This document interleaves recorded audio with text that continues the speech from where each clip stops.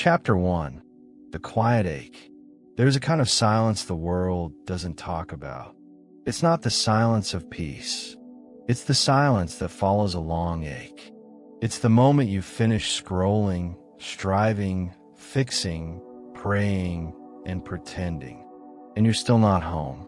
It doesn't scream. It doesn't demand.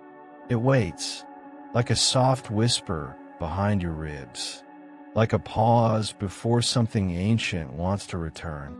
You know this silence. It's not depression. It's not laziness. It's the soul remembering. You look around. You have things, maybe even people, but still you feel this quiet ache. Not because something is wrong, but because something isn't whole yet. Because somewhere along the way, you forgot that the kingdom was never outside of you. And now it's calling back, not with threats, not with rules, but with a frequency that you're starting to feel again. It hums through your bones when you wake. It pulls at you when you see light filtering through trees. It speaks in strange ways, through tears, goosebumps, silence. You're not broken. You're not lost. You're remembering. The world told you had to earn worth. Prove your value. Climb. Conquer. Be someone. But your soul never needed any of that. Your soul was born whole. The kingdom of God was placed within you, not above you. You were never supposed to chase it. You were supposed to awaken to it. And so here you are, not to learn something new, but to unlearn everything false. Not to become something greater, but to peel away what was never yours. Not to ascend, but to descend into presence. This ache, it is sacred. It means your shell is cracking, and the light underneath is starting to shine through. You're not late. You're not off track.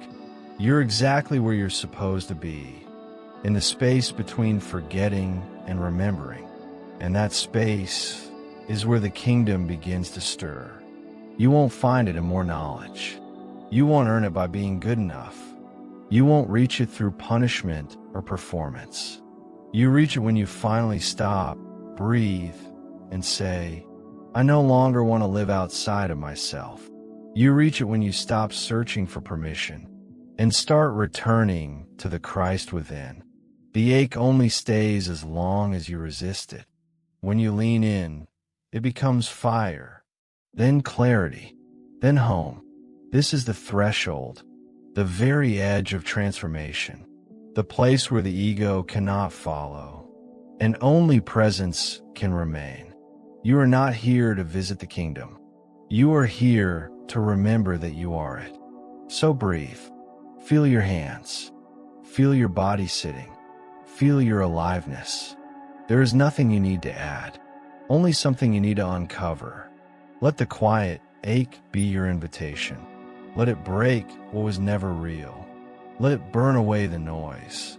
Because what's underneath has been waiting to rise. When you stop resisting the ache, you meet the doorway to grace. And just beyond that door, the path unfolds, not with maps, but with light. And that light is you remembering yourself. Chapter 2. You're not broken. Before anything else, you need to hear this clearly. You're not broken. You never were. What hurts in you is not evidence of flaw. It is the echo of forgetting who you are. The ache you carry is not a defect. It is an invitation, a gentle pull from the part of you that has never been wounded, never been lost, never stopped shining. You may have lived inside a world that told you otherwise, that whispered you were too much or not enough, that measured your worth by performance, and confused approval with love. But none of that was truth. You were never meant to carry shame as your identity. You were never meant to shape yourself around pain. You were never meant to shrink to fit someone else's story of you. Somewhere along the way, you began to forget. You began to believe the version of you shaped by fear, rather than the one formed by light. You let the outer noise define your inner voice.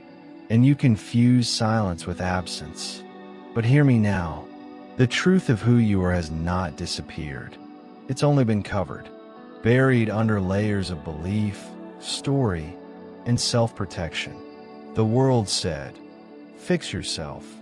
But the Spirit says, return to yourself. There is nothing broken in you. There is only truth asleep under survival. You don't need to be healed to be whole. You need to remember your wholeness, and then healing happens naturally. The light you're seeking, it has never left. The peace you're craving, it lives underneath the noise. The clarity you want is not somewhere else.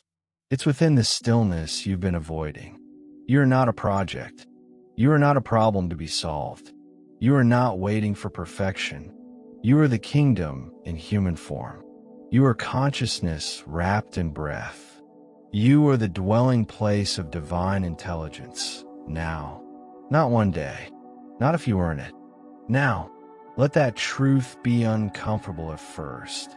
Let it disrupt everything you've built around your unworthiness. Let it rattle the story that says you need fixing, because you don't. What you need is gentleness, stillness, and truth, not from the world, but from your soul. When Jesus said, "You are the light of the world," he wasn't flattering you. He was speaking to your original design, your divine inheritance, your identity beneath identity. He wasn't creating a religion. He was giving you back to yourself. The kingdom is within you, he said, not because it's metaphor, but because it's memory. You are not behind. You are not missing anything. You are not outside of the plan. You are walking your way back through a forest of forgetfulness, guided by something far older than your pain. Look at your life, even the mess. There were signs. There were whispers. There were moments when something holy tried to break through. A conversation, a loss, a dream, a breakdown. These were not signs of failure. They were fractures in the illusion, letting your light slip through. And now you are here, reading, listening, remembering, and maybe trembling a little because it feels too good, too pure, too loving to be true. But that's what truth feels like when you've spent years digesting lies. Let yourself believe it anyway. You are not broken. You are becoming whole again by remembering that you always were. Speak this to yourself now, even if it feels foreign. I'm not broken. I am awakening. I'm not behind. I am exactly where the light meets me. I'm not lost. I'm coming home. This is the shift, not to chase healing, but to become so grounded in truth that anything false no longer survives. Not to be fixed, but to let love rearrange what fear once built. Breathe. Feel that. That is not emotion. That is God stirring in your remembrance. That is the Christ within beginning to rise. And from this point forward, we don't look back to shame. We look inward to light. You're not broken. You're being born again from the inside out. Chapter 3, The Illusion of Separation. You were never meant to feel alone, but somewhere in the great forgetting, you began to believe you were. You believed you had been cast out, that there was a gate you couldn't enter, a light you didn't deserve, a God somewhere far, and you, too far gone to reach him. But all of that was illusion. The illusion of separation is the first lie, and it is the most painful because it makes you chase what's already within. It makes you pray to a sky god when heaven was always humming behind your ribs. It convinces you that you must earn closeness when the presence never left. You and I are one. Jesus said it, not as poetry, but as truth, not just about himself, but about you. But you forgot. We all did. We forgot by being taught a God of distance, a God who keeps records, a God who withholds presence until performance is perfected. We were taught shame in place of spirit, fear in place of love, dogma in place of communion. And so we built lives on the scaffolding of separation. We spoke to God like beggars. We sought healing like orphans. We viewed life through the lens of exile, not knowing. We had never left the garden. We had only fallen asleep inside it. But the soul remembers. It always does. In dreams, in music, in silence, in that sudden moment of stillness, when all the noise falls away and something eternal looks back at you. That is the presence, not returning, but revealing. Separation is not real. It is a hallucination created by a mind too attached to the five senses and too distant from the stillness of being. You are not separate from God. You are what God is doing, here, in form, in time, in this breath. Even the pain you feel, the longing, the ache, is not absence. It's pressure from the soul to wake up from the dream of exile. You don't need to reach God. You need to remove what blocks the knowing that you are never apart. The ego is the voice of separation. It thrives on identity, image, control. It survives through comparison, judgment, fear.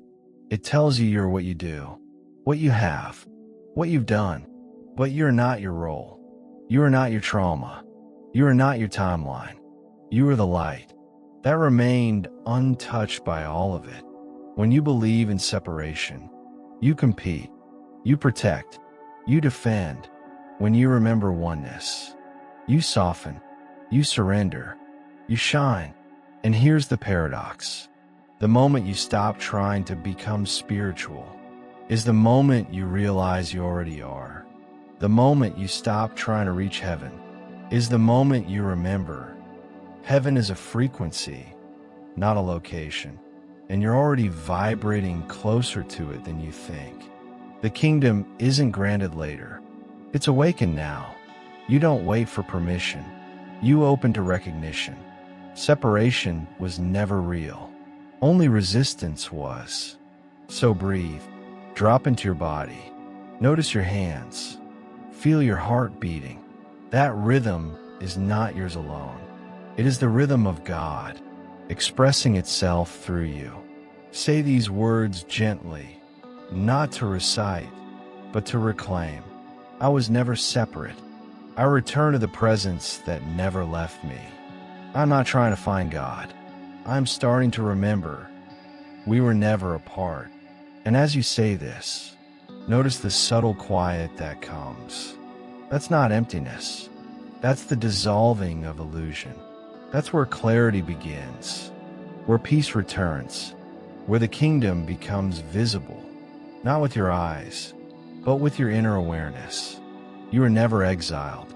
You were only dreaming. Now, you're waking up, and what you're waking into isn't something new. It's something ancient and familiar and already yours. Chapter 4, The Kingdom Within. You've heard it before. The kingdom of God is within you. But somewhere along the way, that became poetry instead of practice. It became a phrase for stained glass windows, not something you touch with your breath, your silence, your being. But the kingdom is not metaphor. It's not a myth. It's not a place you go when you die. It's a frequency you enter when you wake up. The kingdom isn't out there. It's not reserved for saints, sages, or those who perform perfectly. It's not a destination. It's a dimension, one that's been humming beneath your human story this whole time. Jesus didn't preach escape. He didn't promise heaven as a future reward. He pointed inward. He pointed now. He said the kingdom is here and within you, not because he was speaking mystically, but because he was speaking from truth. The kingdom is presence. The kingdom is peace. The kingdom is your unshakable center before the mind interferes. It's not a place to earn. It's not a badge to wear. It's the core of your being, waiting to be lived from, not reached for. Think of it like this. When you drop, all rolls. When you stop performing, when you breathe fully into now, what remains? Not noise, not anxiety, not proving, but stillness, wholeness, a kind of light that needs no spotlight. That's the kingdom. It doesn't announce itself with thunder. It arrives in silence and transforms everything it touches. And you felt it, maybe for seconds, in the woods, in the eyes of someone you loved, in a moment of surrender, in deep, sacred laughter, in unexpected peace during chaos. That feeling, that stillness, that this is real moment, that was the kingdom brushing up against your surface. The reason life feels off when you chase and compare and worry is because you're trying to live outside the kingdom, and you're not built for that. You were made for presence, for alignment, for truth. When you ignore that, your body tightens, your mind spins, your soul sighs, because it knows this isn't home. You can't find the kingdom in more trying. You don't force your way into it. You remember your way back. You soften. You surrender. You stop striving and start listening. It lives in this very breath. Not the next one. Not the one after your problem is solved. This one, here now, in your chest, in your stillness. Say this now, slowly, like a return. The kingdom is not far. It's closer than my thoughts. It is within me now. And let that truth dissolve what centuries of shame try to build. Let it burn the idea that God is somewhere else. Let it silence the lie that you must prove your way back to grace. Grace never left. Presence never left. Only attention did. So come back, not to religion, not to performance, but to being. Let the kingdom be your foundation, not your future reward. Let it reorganize your nervous system. Let it recalibrate how you walk, speak, listen, trust. Because once you live from this place, everything else becomes simpler, not always easier, but lighter. You stop reacting. You start responding. You stop grasping. You start receiving, not from lack, but from knowing, I'm already full. The kingdom doesn't demand performance. It asks for presence. It doesn't ask what you've done. It asks who you remember yourself to be. And it doesn't reward the strongest. It reveals itself to the emptiest, to those willing to release the noise and rest in the now. This is why the world feels heavy, because we've replaced kingdom with chaos, divinity with distraction, truth with performance. But the kingdom never went anywhere. It just waits, behind your next breath, beneath your next pause, within your next surrender. And when you return to it, life reorganizes around your peace. Miracles happen, not as exceptions, but as natural outcomes of alignment. You are not trying to get into heaven. You are learning to live from it. Now, here, within. Chapter 5, Thought Becomes Form. What if you knew your mind was a garden, and every thought a seed? What if you understood that nothing just happens, but that reality mirrors your inner atmosphere? That there's no such thing as just thinking, only planting. What you think consistently, you give permission to become real. This isn't about toxic positivity or empty affirmations. It's about spiritual law, precise, neutral, active. As a man thinks in his heart, so is he. Jesus wasn't being poetic. He was describing vibration, not surface thoughts, but beliefs felt as truth in your nervous system. Those are what shape your world. Thoughts become patterns. Patterns become behavior. Behavior becomes your vibration. And vibration becomes your life. The universe is not confused. It doesn't respond to your wish. It responds to your field. This is why two people can walk through the same door and live completely different realities. Not because of luck, not because one is blessed and the other is not, but because their inner agreements differ. Their dominant thoughts, those quiet, repeated stories looping all day, are casting shadows on the screen called life. Look around. What's repeating in your experience? A pattern? A type of relationship? A familiar struggle? You're not being punished. You're being shown what's active in your field. Life doesn't react to your words.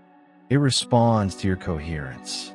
If you say, "I am worthy," but your body tightens every time you receive love, your vibration speaks louder than your sentence.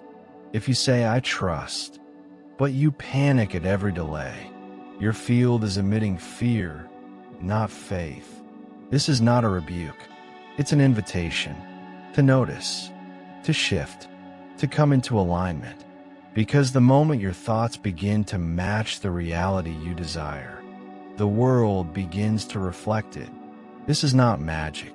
This is law. You don't attract what you want. You attract what you are most consistently vibrating. And your vibration is shaped by thought. Thought charged with emotion, sustained by repetition, backed by belief. So when you think, don't just wonder if it's positive or negative. Ask, is this coherent with who I truly am? Is this the atmosphere I want to live inside? Is this thought building a kingdom or reinforcing exile? Every thought is either a gate or a wall. It either opens you to expansion or closes you back in a limitation. And over time, it becomes a structure, a thought form that gathers experience to itself. Your life is not a random collection of events.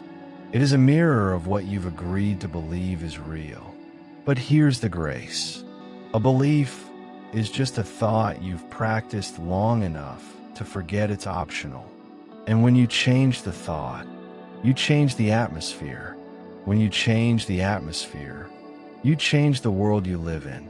So the real work isn't chasing new outcomes. It's nurturing new roots. It's speaking life, not from desperation, but from identity. It's saying, I am aligned with abundance, even when the bank account disagrees. I am loved, even when the echo of loneliness still lingers. I am whole, even when your healing hasn't finished showing up yet.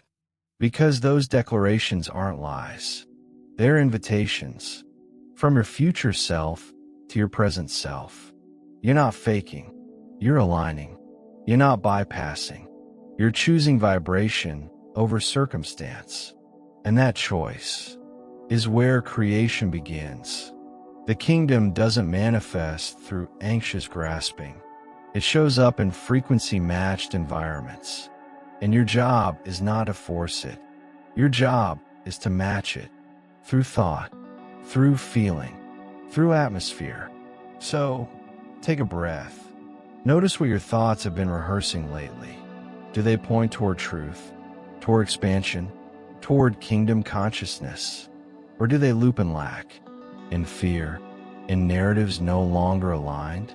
No judgment, just clarity. Because what you're willing to repeat, you're willing to receive. Let this be your daily calibration.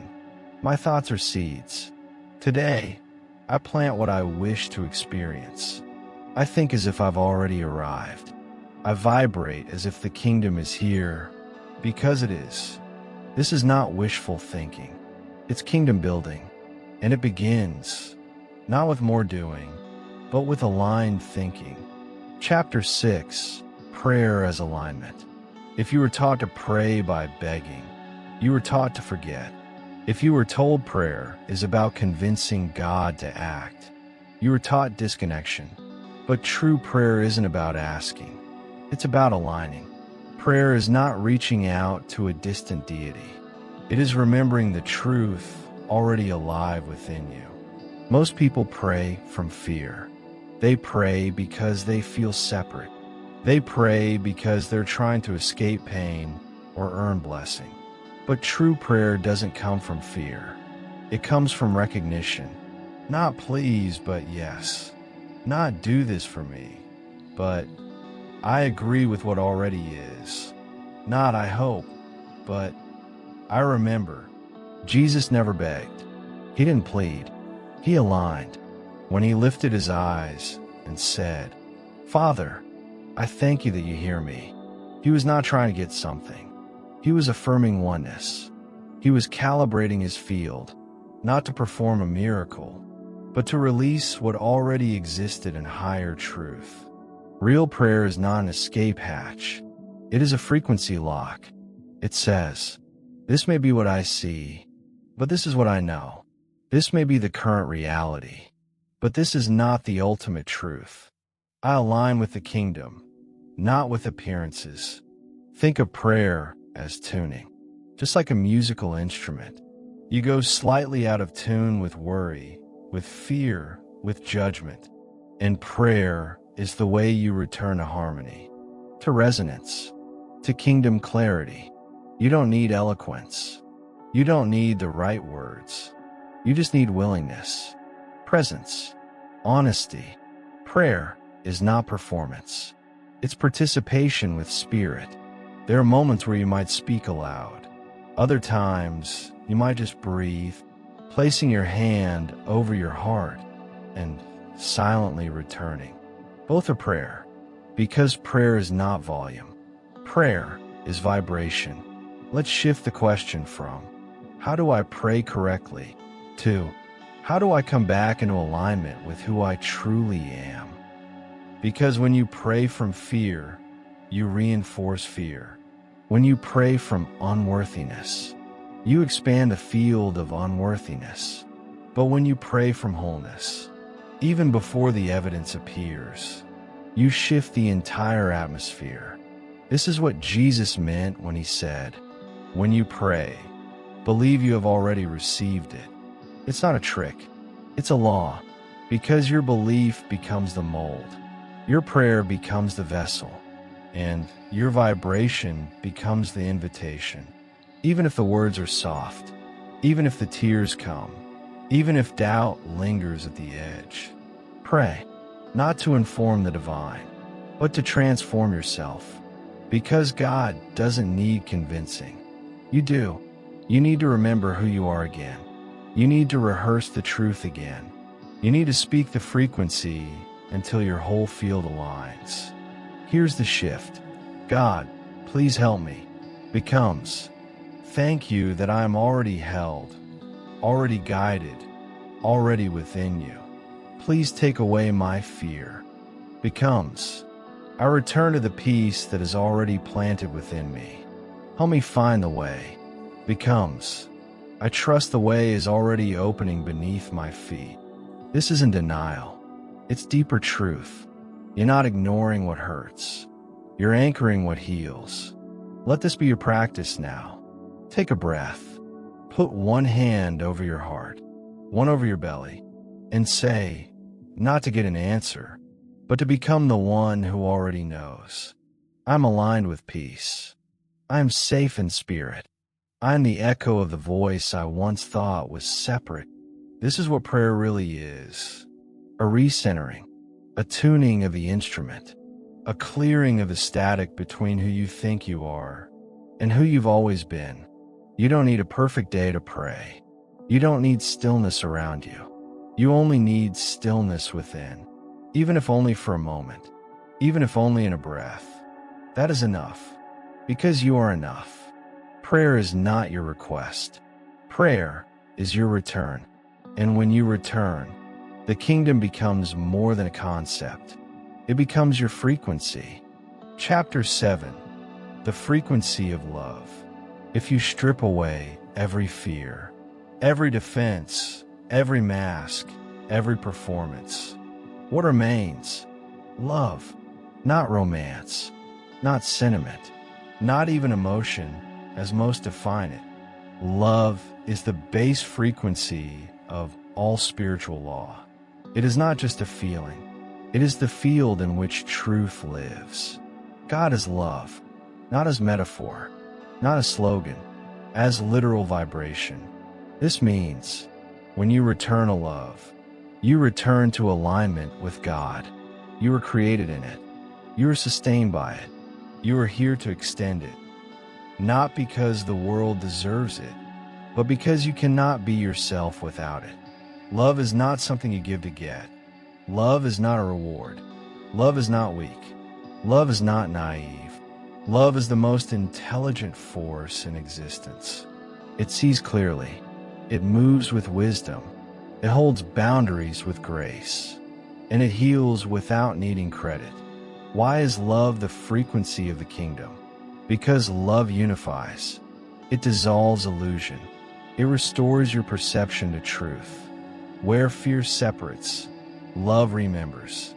Where ego defends, love relaxes. Where judgment binds, love frees. Love doesn't mean liking. It doesn't mean agreeing. But it means choosing to see the light. Even if it's buried, hidden, confused, or asleep. It means saying, I will not abandon my divine sight, just because the world has forgotten its own. Jesus did not love from comfort. He loved from clarity.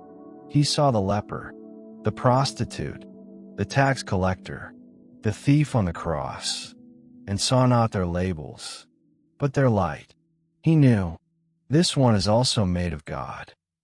To walk in the kingdom is to walk in love, to think in love, to speak in love, even when it's uncomfortable, even when you're misunderstood, even when your ego wants revenge. Because the moment you step out of love, you step out of alignment, not because you've sinned, but because you've forgotten. You cannot be in fear and in love at the same time. They are two different frequencies, and the body knows the difference. Love opens. Fear contracts. Love breathes. Fear rushes. Love is here. Fear is elsewhere. So here's the key. Every moment, you are choosing your vibrational home, either fear or love. Not once, but repeatedly. In your outer world, it forms around that internal agreement. This is why love is not optional in spiritual practice. It is the practice, more than knowledge, more than rituals, more than declarations. Love is the technology of wholeness. You want to shift your life? Don't just think differently. Love differently. Love your body. Love your breath. Love the moment, even as it stretches you. Love the version of you that didn't know any better and still deserves to be here. And yes, even love the ones who hurt you, not to let them close, but to release your soul from the chains of resentment. Because love doesn't mean proximity. It means liberation. You don't have to invite them in. You just have to stop letting them occupy your peace. Love is not attachment. Love is presence. It doesn't grasp. It doesn't control. It doesn't shrink. Love simply says, I choose to see from my soul, not from my wound. And this frequency, once stabilized, becomes magnetic, not because you manipulate, but because you vibrate in harmony with the field that creates worlds. Love doesn't guarantee comfort, but it guarantees clarity. Love doesn't erase pain, but it transforms the meaning of it. Love doesn't need everything to be okay. It only needs one thing, a heart willing to be true, even when it hurts. Say this softly now, not as wish, but as alignment. I return to the frequency of love. I choose love, not because it's easy, but because it's who I am. I am love, not by effort, but by origin. And from that place, the kingdom no longer feels distant. It breathes through you. It lives in your gaze. It emanates from your silence. You don't try to love. You remember it. You remove what blocks it. And when you do, you become what you were always designed to be. A walking field of light, changing rooms without saying a word. Chapter 8. Forgiveness is liberation. Forgiveness is not what you think it is. It's not about excusing. It's not about forgetting. It's not about saying what happened was okay. Forgiveness is about saying, I will not let this live in my field anymore. Not for them, for you. Because resentment is not just an emotion. It's a frequency. It lingers. It pollutes. It holds you in the very place you're trying to outgrow. You think you moved on, but if bitterness still echoes through your nervous system, you are tethered. The mind says, I can't forgive. It hurt too much. But the soul says, I must forgive, not because it didn't hurt, but because I refuse to carry it another step. Forgiveness is freedom, not from what happened, but from what's still echoing inside of you. You are not healing the past. You are cleansing the present. You are removing the vibration that attracts more of the same. You are releasing the loop. You are unplugging from the version of yourself that needed that pain to stay alive. Unforgiveness is heavy. It's not just emotional. It's energetic. It takes space in your breath. It crowds your intuition. It distorts your clarity. But here's what forgiveness is not. It's not permission to be hurt again. It's not denying what happened. It's not reconciliation. It's not pretending. Forgiveness is not about them returning to your life. It's about you returning to your peace. Even Jesus, the embodiment of divine love, spoke these words, Forgive them, for they know not what they do. Not because they deserved it, but because he refused to become what they projected onto him.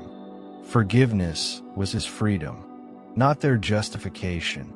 You don't have to wait until you feel ready. You forgive, and the readiness comes. You speak it, and the atmosphere begins to shift. Even if your voice shakes, even if your hands tremble, even if your heart protests. Because forgiveness is not a reward for emotional comfort. It is an act of vibrational maturity. And sometimes, the one you most need to forgive is yourself, for what you didn't know, for what you accepted, for what you tolerated in confusion, for what you couldn't protect. But the soul was learning, and learning is messy, and grace is abundant. Speak this slowly. I release myself. I forgive myself. I no longer punish myself for a version of me that was still becoming. Forgiveness reopens the kingdom. It clears the static. It lets light in. It lets spirit breathe again. Because the divine does not dwell in bitterness, and love cannot fully flow through a field that is still clenched. This is not about speed. It's about willingness. Some wounds take time, but every time you say, I am willing to forgive, you're opening space.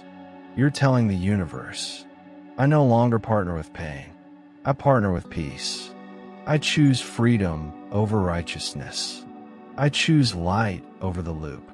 I choose the kingdom over the past.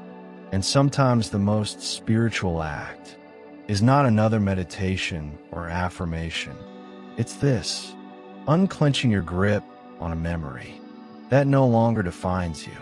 There is a line in the soul, a threshold. On one side, pain, repetition, revenge.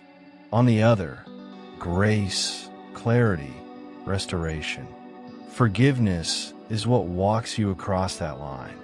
And once you cross, you'll wonder why you waited so long. Not because it didn't matter, but because your peace matters more. Say this now, softly, even if the tears rise. I forgive them, not because it was okay, but because I refused to carry what was never mine. I forgive myself, because I am not the wound. I am the one who now chooses healing. I let go, so I can walk light again. You are not weak for forgiving. You are wise. You are sovereign. You are clear. You are someone who knows that freedom is more important than being right. And from that place of forgiveness, the kingdom within begins to expand. Love flows where it was once blocked. Clarity returns. The body relaxes. The spirit rises. Because forgiveness doesn't change the past. It changes you. And when you change, the future no longer has to repeat. Chapter 9. The Inner Silence. There is a silence that isn't absence. It isn't void. It isn't emptiness. It is fullness. So complete, so whole, so vast, that the mind doesn't know how to measure it. It just stops. And in that stopping, you finally meet God. We live in a world addicted to noise, to answers, to stimulation, to movement. We scroll, talk, react, fill, consume, but rarely pause. Because in the pause, you start to feel again. You start to hear what's underneath the static. And for many, that's terrifying. But for you, it's a way back. Silence is not the absence of activity. It is the presence of clarity. It is the state where your soul begins to speak, where God doesn't yell, but reveals. And it is always here, always available, not in a monastery, not in some distant retreat, but in this breath. The silence is not outside of you. It's beneath the surface of your thoughts. It's the space between words, the moment between inhale and exhale, the still point within the storm. You've touched it, even if only for seconds. And when you did, you knew, this is real. This is home. In that silence, there are no masks, no performance, no effort, no shame, just presence, just the kingdom revealed in stillness. Be still and know that I am God. Not be better, not be smarter, not be worthy. Just be still, because it is in stillness that you remember what the noise tried to make you forget. You are already in union. You are already held. You are already whole. Most people fear the silence because they've confused it with loneliness. But loneliness is the absence of others. Silence is the presence of self, not the self made of roles, but the self made of light. Silence is not passivity. It's power. The power to hear again, to feel again, to receive. Because God does not interrupt your chaos. He waits in your stillness.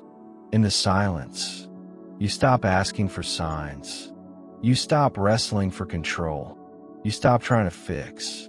You start becoming available to love, to insight, to instruction, to grace. Think of it like this. You've been shouting prayers into the air, but the answers have been whispering beneath your thoughts.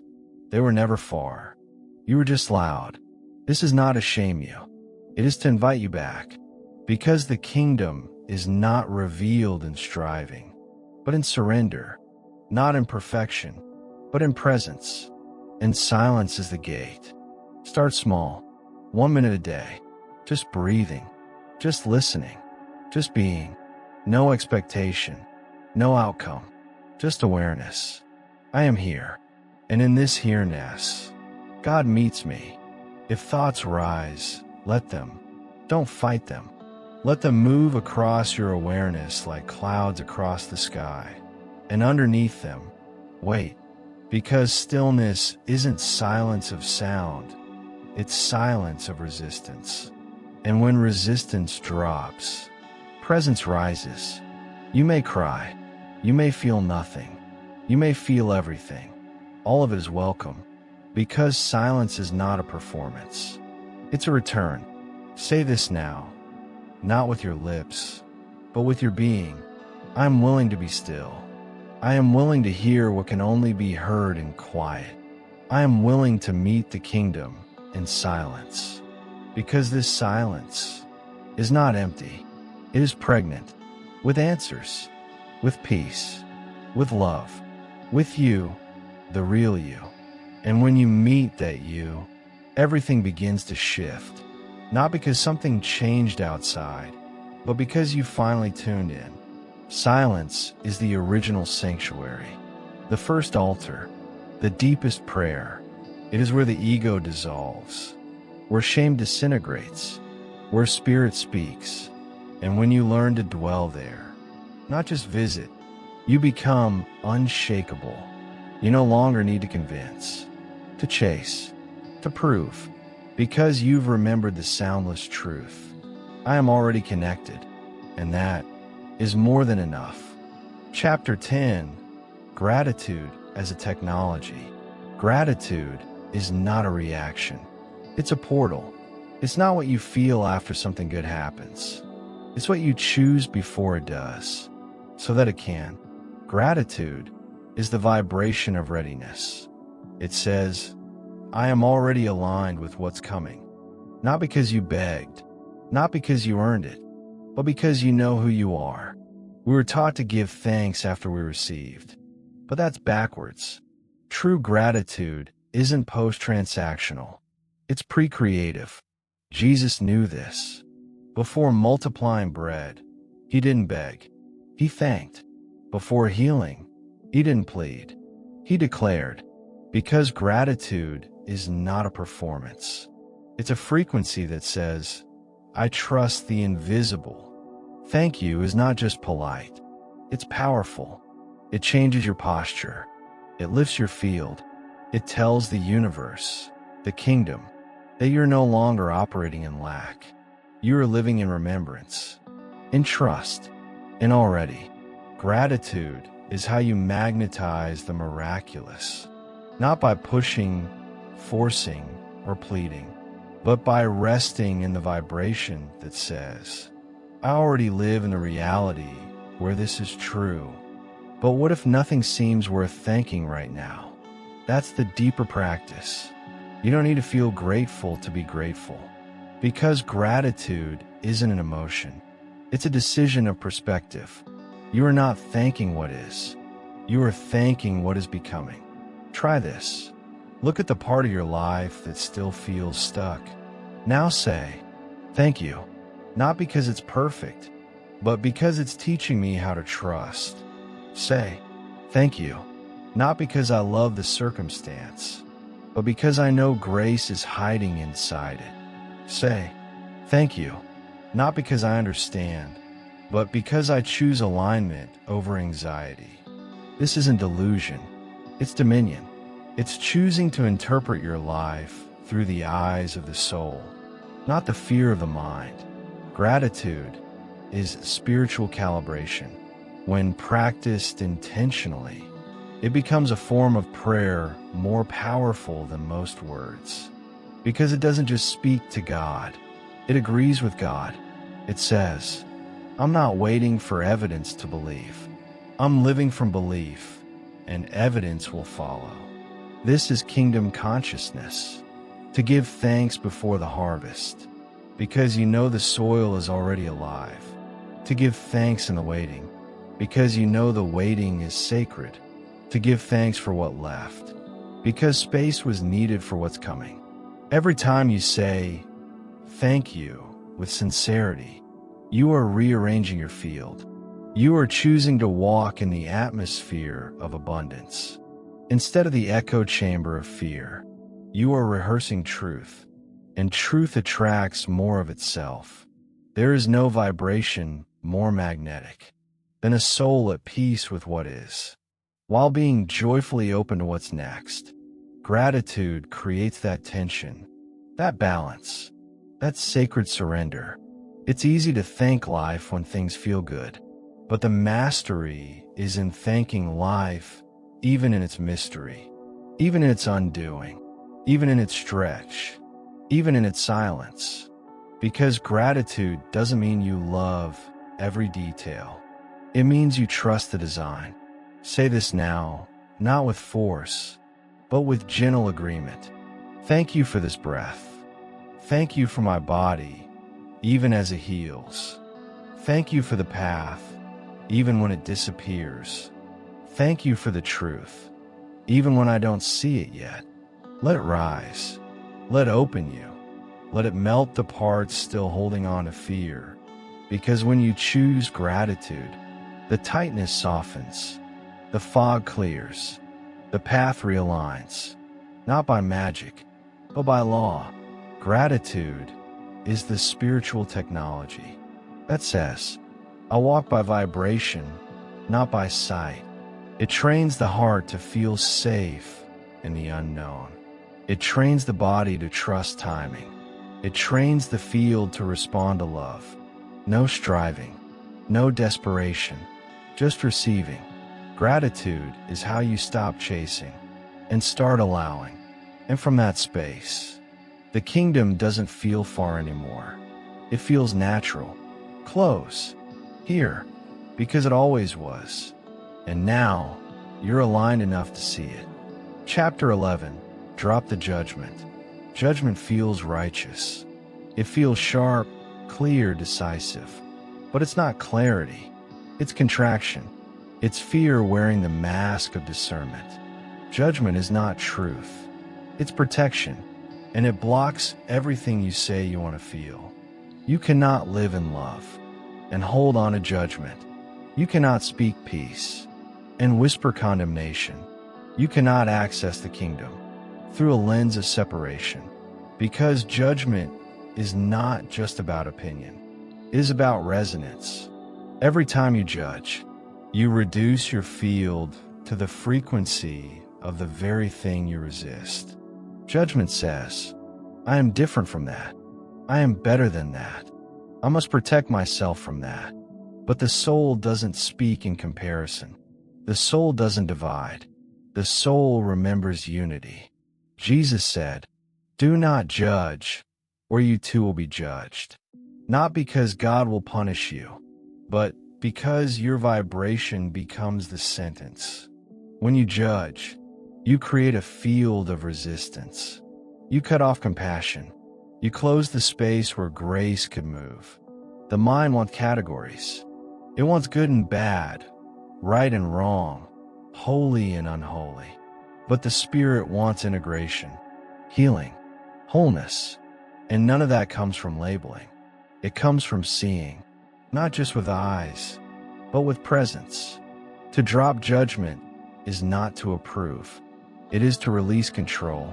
It is to say, I will no longer anchor my awareness in fear. I will not define myself by opposition. I choose clarity over control. When you judge someone, you reduce them to a moment, to a version, to an action. But every soul is evolving. Every behavior has a root. Every wound has a story. To judge is to freeze them in your mind and freeze yourself in the process. And more than that, every time you judge yourself, you reinforce the illusion that you are not enough. You delay healing. You silence love.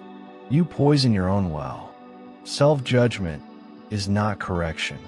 It is self-abandonment in slow motion. The invitation is not to stop having preferences. You will always see. You will always feel what is aligned or not. But the invitation is this: see without condemning. Feel without closing. Discern without dividing.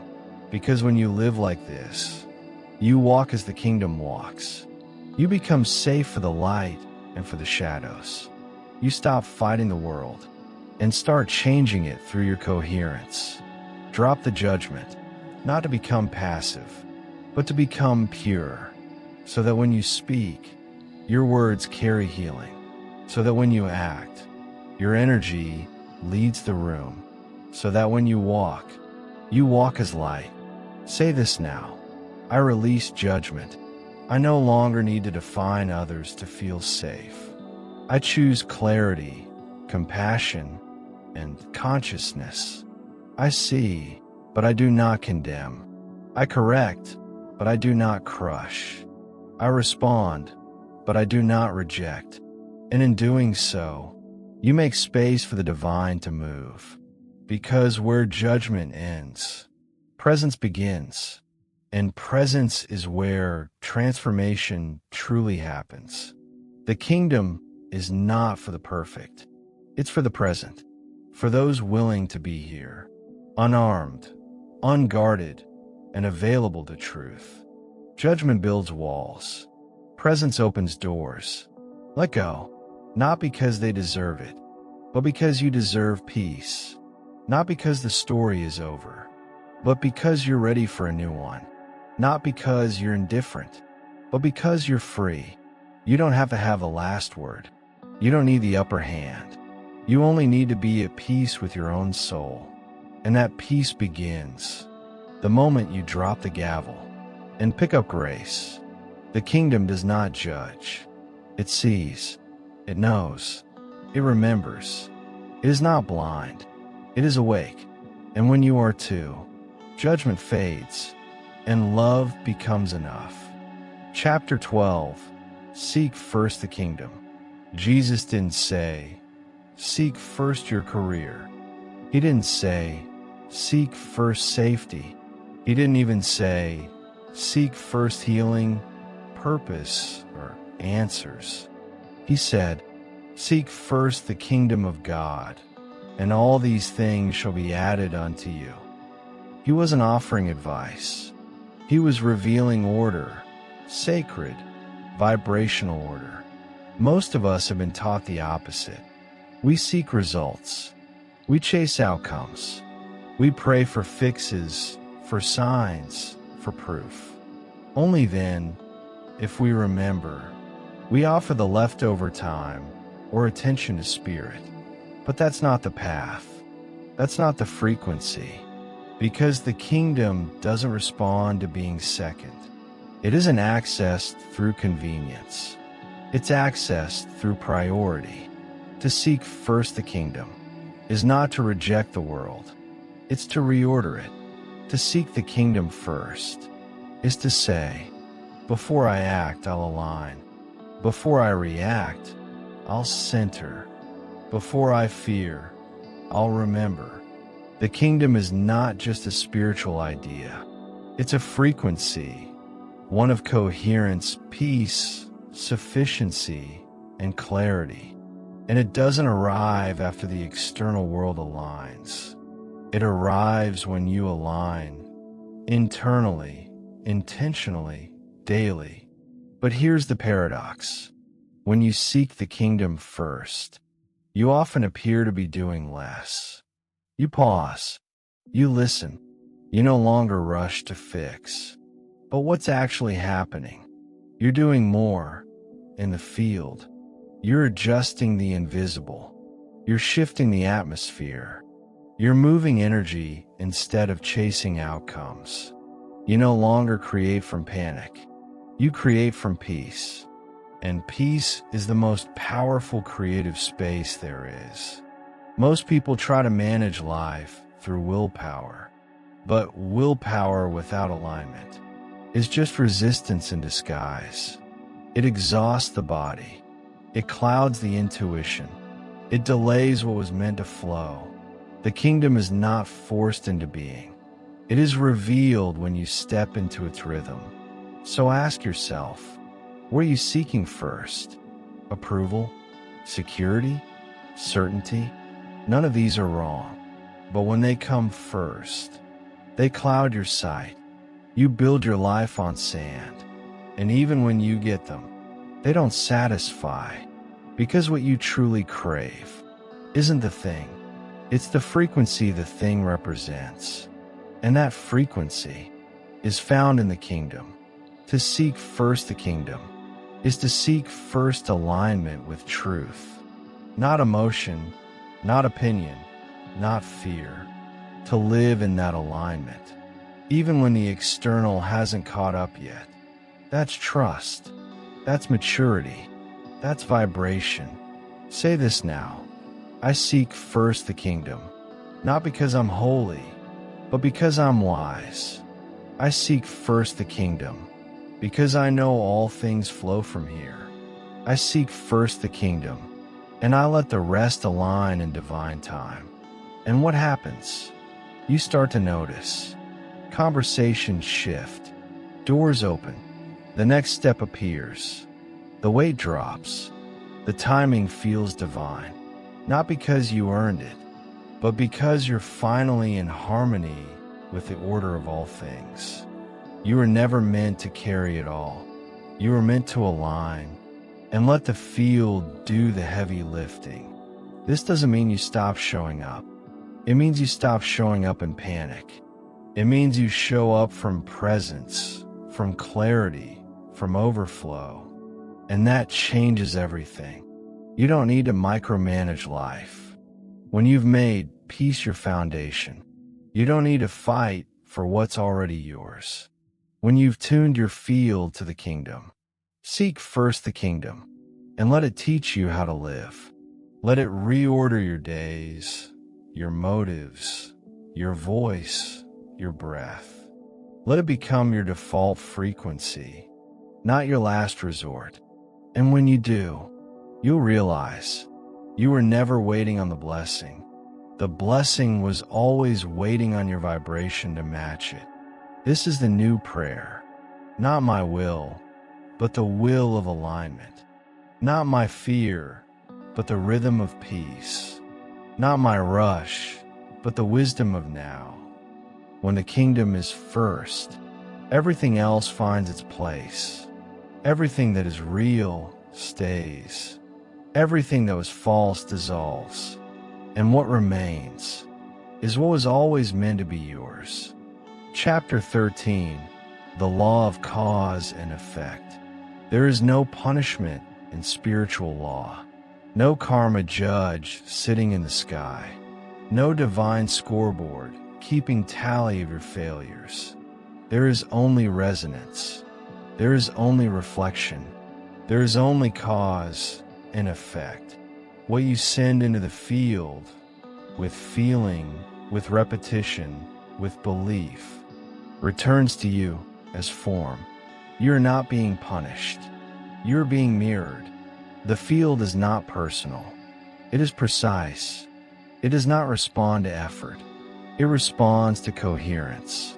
And that is why this law, the law of cause and effect, is not scary. It's sacred. It means you are powerful, more powerful than you know. Your life is not random. It is patterned. It is patterned by what you have accepted as normal, expected, or deserved. Not consciously, but vibrationally. Your outer world is the echo of your dominant inner agreement. Think of your thoughts like seeds, your emotions like water, your belief like sunlight. Each one contributes to the atmosphere. Each one feeds the pattern. Each one becomes part of what will eventually show up as form. You're not creating from momentary thoughts. You're creating from sustained frequency. So if you repeat fear, fear grows roots. If you repeat lack, lack multiplies. But if you repeat peace, not just in thought, but in trust, in action, in vibration, peace builds a world around you. Jesus understood this. That's why he didn't just touch people's bodies. He touched their beliefs. Be it unto you according to your faith. Not your need, not your effort. Your faith, your inner agreement. This is what spiritual maturity teaches us. You're not a victim of life. You are the author of its patterns. And if you created it, you can recreate it. If you agree with it once, you can now choose a new cause. The law does not reward or punish. It simply reflects. So if you don't like what's showing up, change what you're emitting. Not just once, consistently, consciously, lovingly. And this isn't about blame. This is about reclaiming power. The world told you things just happen, but Spirit tells you what happens is what harmonizes with who you are being. Ask yourself now, what am I expecting on repeat? What am I silently agreeing to every day? What do I believe is normal? And do I want to keep living it? Because the law doesn't care if it's good or bad. The law responds to what you believe to be true. If you believe struggle is noble, the law will bring you more struggle to fulfill that role. If you believe love is dangerous, the law will bring you barriers to prove it. If you believe you are worthy, Deeply, silently, consistently, the law will rise to meet you with proof. This is not punishment. This is mercy. This is law. And once you understand it, you can stop reacting and start planting. Say this now with full awareness. I'm the cause of the patterns I see. And if I created them, I can change them. I shift my field by shifting my truth. I live in agreement with the frequency of the kingdom. From this place, you stop trying to control outcomes. You start tending your energy. You start watering what you want to grow. You stop repeating what you want to dissolve. You begin to live in alignment with the kingdom, not by hoping for grace, but by becoming it. The law is not here to trap you. It is here to set you free from randomness. It says, your vibration is creative. Your attention is directive. Your agreement is generative. Let every word, every thought, every action be a seed. Sow with joy. Sow with intention. Sow with the awareness that you're the artist of your atmosphere. And what grows will be the reflection of who you chose to be. Chapter 14, The Christ Within. You were never meant to worship Christ from a distance. You were meant to become aware of Christ within, not as a name, not as a belief system, but as a living consciousness already seated in your soul. Christ is not a title to revere. It is an identity to remember. Jesus didn't say, I'm the only one. He said, the works I do, you shall do also, and greater. He didn't hoard divinity. He modeled it. He wasn't asking for admiration. He was giving you a mirror. And that mirror reflects not your personality, not your past, but your original design. It reflects who you were before the world named you, before trauma shaped you, before fear disguised you. The Christ within you is your most essential nature, untouched, unshaken, unchangeable. You may have forgotten. You may have traded it for roles, labels, and wounds. You may have thought you were just human, but the Christ in you never left. It only waited, patiently, for your recognition. Christ is the frequency of truth. It's the field of divine awareness that lives beneath the mind, beneath the story, beneath the flesh. It doesn't arrive, it awakens. And when it does, you begin to speak differently, walk differently, see differently. You stop asking, am I worthy?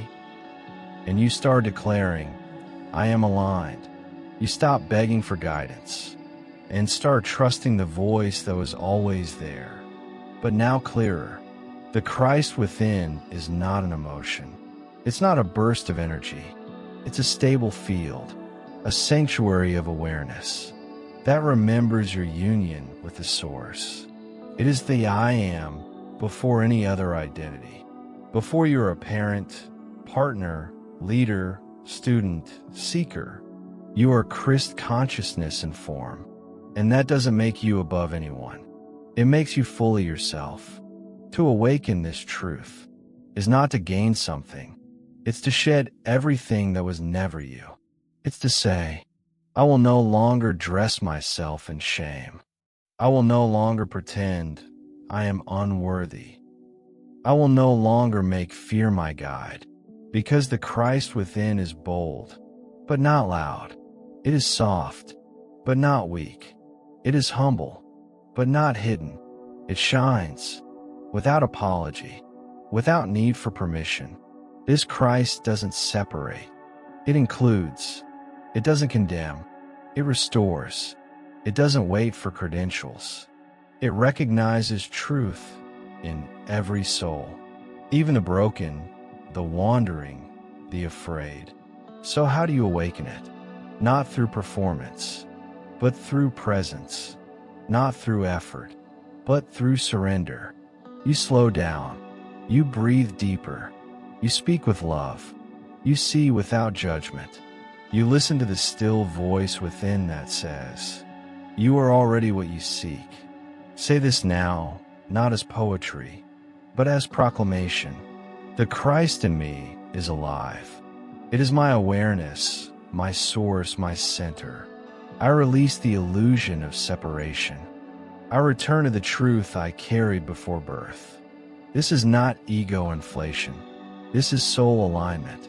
Because when the Christ awakens within you, you do not become more.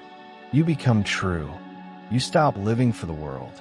You start living from your essence. And that essence doesn't argue. It radiates. You no longer need to prove your worth. You simply walk in your inheritance. You no longer chase approval. You remember your divine authorship. You no longer fear the unknown because you've met the light that walks ahead of every step. The Christ within is your anchor in storms, your compass in confusion, your light in the dark, your still point in the chaos. It is what no pain can destroy, no failure can diminish, no shame can erase. It is the sacred flame that never goes out. And now, you fan it, you feed it, you follow it, until it's no longer a flicker, but a blaze, not to impress, not to dominate, but to illuminate. You are not just human. You are a carrier of presence, a vessel of light, a portal of the kingdom. Not someday. Now. Not if you're perfect. If you're present. Chapter 15, The New Birth. You are not here to be improved. You are here to be reborn. Not in doctrine, not in performance, but in presence. To be born again is not to become someone else. It is to finally become who you truly are. The new birth doesn't come with a spotlight. It doesn't need a pulpit or a ritual. It happens in silence, in surrender, in the moment you stop clinging to the version of yourself that was built in fear and begin trusting the one that's always been rooted in light. To be born again is to remember, to release what isn't you, to return to the clarity that existed before the ego's voice got loud. This isn't a theological event. It's a vibrational one. It's when your soul says, "I'm done pretending. I'm done striving. I'm done carrying shame that never belonged to me." And suddenly, you feel it. A lightness, a space, a stillness you can't explain, but recognize, because it was always yours. The new birth isn't becoming better. It's becoming real. And real is sacred, because real is where God dwells. When Jesus spoke of being born again, he wasn't giving a checklist. He was offering a doorway, not into dogma, but into divine awareness. He wasn't saying, "Get religion." He was saying, "Get free." And freedom doesn't mean escaping. It means returning. Returning to the breath that knows peace. Returning to the body that carries wisdom. Returning to the soul that always knew the way. This rebirth isn't dramatic. It's deep. It's not loud. It's lasting. It doesn't ask, "Are you perfect yet?" It asks, "Are you ready to stop hiding?" Because hiding is over. You don't need to dress yourself in spiritual language. You don't need to try so hard to be good. You need only to surrender to truth, and truth will do the rest. Let go of the timeline. Let go of who you thought you needed to become. Let go of trying to get it all right. And in that letting go, in that sacred exhale, you are reborn, not as something new, but as something undeniable. Say this now softly. I am willing to be reborn. Not into a religion, into remembrance. Not into performance, into presence. Not into shame, but into my true self. And let the field shift. Let your body catch up to the freedom already unfolding inside you. You are not the same. Not because your personality changed, but because your perception has. You see clearer. You walk lighter. You speak softer, but stronger, because you know who you are now. This is the gift of the new birth. You no longer chase light. You radiate it. You no longer beg for guidance. You embody it. You no longer argue with life. You move with it. And from this space, the world begins to shift, not because you forced it, but because your very presence is a new vibration. You carry the kingdom. You walk in awareness. You speak from clarity. You are the living evidence of alignment. Let this chapter close with truth anchored in every cell of your being. You are not broken. You are reborn. You are not behind. You are right on time. You are not in exile. You are home. Let every breath from now forward be a prayer of remembrance. Let every step be a yes to light. Let every interaction be an overflow of the truth that now lives in you. This is the new life, not perfect, but present, not grasping, but surrendered, not in exile, but fully here, fully now, fully alive. Welcome home, to yourself, to the kingdom, to the light you were born to carry. Chapter 16, Final Activation. You've remembered. You've returned. Now it's time to rise. Not in noise, not in ego, but in presence. This is not about more doing. It's about deeper being. You've walked through silence, forgiveness, alignment, and truth. You've heard the whisper. Now, let it become your voice. You are not here to repeat old stories. You are here to initiate a new one. You are not here to survive your life. You are here to emanate life from the inside out. Let this be your activation. No more hiding. No more shrinking. No more waiting for signs to validate your light. You are the sign. You are the answer. You are the vessel of remembrance. You no longer need permission to be who you are. The kingdom has been awakened in you, and the world needs it. It doesn't need more opinions. It needs more presence. It needs you fully aligned, deeply rooted, vibrationally aware. This is the time to walk like someone who's been reborn, not above others, but aware of the light in all. Not perfect, but available to grace. Not loud, but radiant in stillness. You don't have to preach. You don't have to convert. You only have to live in such a way that your life whispers. It is possible to walk in peace. It is possible to remember the truth. It is possible to carry heaven here. So pause. Take a deep breath. Feel your chest rise. Not in stress, but in sovereignty. Feel the vibration of all that was awakened in you. Let it settle. Let it anchor. Say this aloud as a seal. I carry the kingdom within me. I live from alignment, not fear. I trust the voice of presence within me. I remember who I am, and now walk it. Every step, every word, every choice. Walk as a living portal of peace. Walk as a frequency carrier. Walk as someone who knows they've touched God, not above, but within. The work ahead is not effort. It's embodiment. Every time you choose stillness over reactivity, you embody. Every time you choose love over judgment, you embody. Every time you pause and breathe, you embody. And from that embodiment, your presence will shift rooms. Your words will carry light. Your life will become medicine for others and for yourself. Not by force, but by frequency. This world doesn't need more fear, more control, more performance. It needs more aligned ones. It needs more clear ones. It needs you, awake, anchored, and available to truth.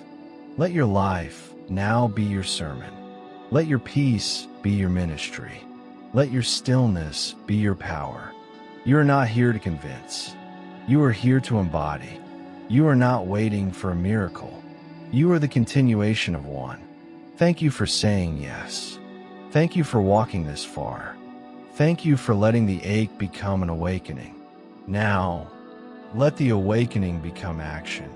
Quiet, grounded, true, live like someone who's found the treasure and is willing to carry it humbly, honestly, whole. This is your final activation, but also your beginning. The light has remembered itself through you. Now carry it daily, simply, powerfully. The world won't always recognize it, but your soul will. And that's enough, because you didn't come here to be understood. You came here to be aligned, and you are. Now go shine. If this message awakens something inside you, share this video with someone whose soul is ready to remember too. And subscribe to the channel, because every single day, we bring new content to feed your soul and realign your path. Let's walk this light together, with love, with presence, and with peace. This is the beginning.